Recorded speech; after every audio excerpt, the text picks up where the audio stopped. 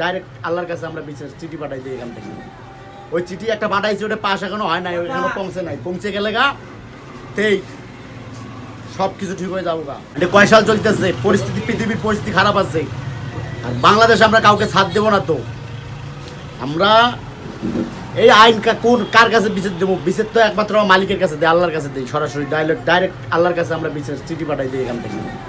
ওই চিঠি একটা পাঠাইছি, ওটা পাস এখনো হয় নাই, ওইখানে পৌঁছে নাই। পৌঁছে গেলে গা তেই সব কিছু ঠিক হয়ে যাবো গা।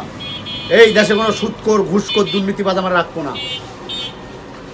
আর আমি মুখ দিয়ে বললে কি হবো? ইনু তো আমি বলতেছি আমার বাপ বোঝে না, আমার ভাই বোঝে না, আমার চাচা বোঝে না, আমার খালা বোঝে না। বুঝছো বাজান? যারাই হয় দেশের রক্ষক তারাই হয় দেশের ভক্ষক। ঠিক গরিবের মাথা বেজে খায় বেলা আগে আমরা কবার পাই না। কই যে হাসিনা সরিয়াচার বলে গেছে, কি হাসিনা সরিয়াচার, আর বড় সরিয়াচার আছে আরো প্রদীপ পাড়াইছি। এই টাকার বুটকি দিয়ে টাকা বাড়ি করে।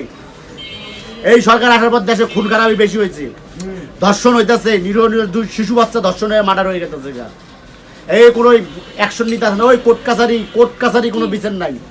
কোর্টের বিচার হইতেছে ওই 6 বছর 20 বছর পরে ওই বাদী মরেই যাবো গা, তারপরে কোর্টে বিচার করবো। আর কোর্টে জজরা গেলে ঘুষখোর সব।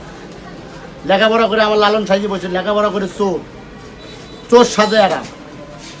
কোনোটা তুই যে কোনো দপ্তরে যাবি বাংলাদেশের 64 জেলার, ঘুষ ছাড়া এখনো ঘুষ ছাড়া কোনো কাজ কিছু করতে পারবি না।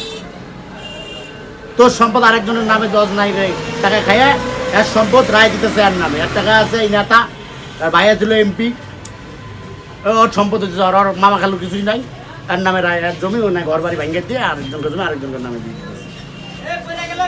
এই যে আমার বাংলাদেশ, এই আমার স্বাধীন বাংলা। এই জুলাই বলে দেশ স্বাধীন করছে, পোলা বানেরা কয় দেশ স্বাধীন করছে।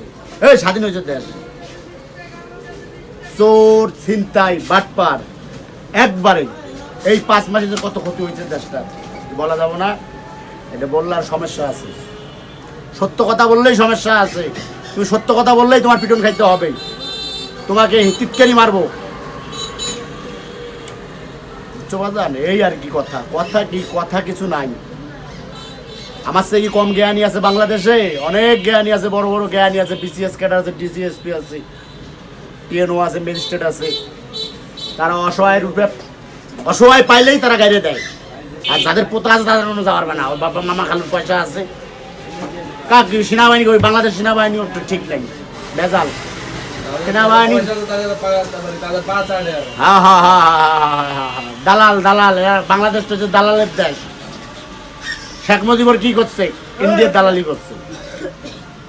এই সরকার আগে পাকিস্তানের দালালি করতেছে। আর সরকার আগে কি করবো ওই করতেছে। যারা ভাত খাওয়া চা খাওয়ার পয়সা নাই, সে কোটি কোটি টাকা খরচ করে দল বানাইতেছে। টাকা কোথায় থেকে আসে?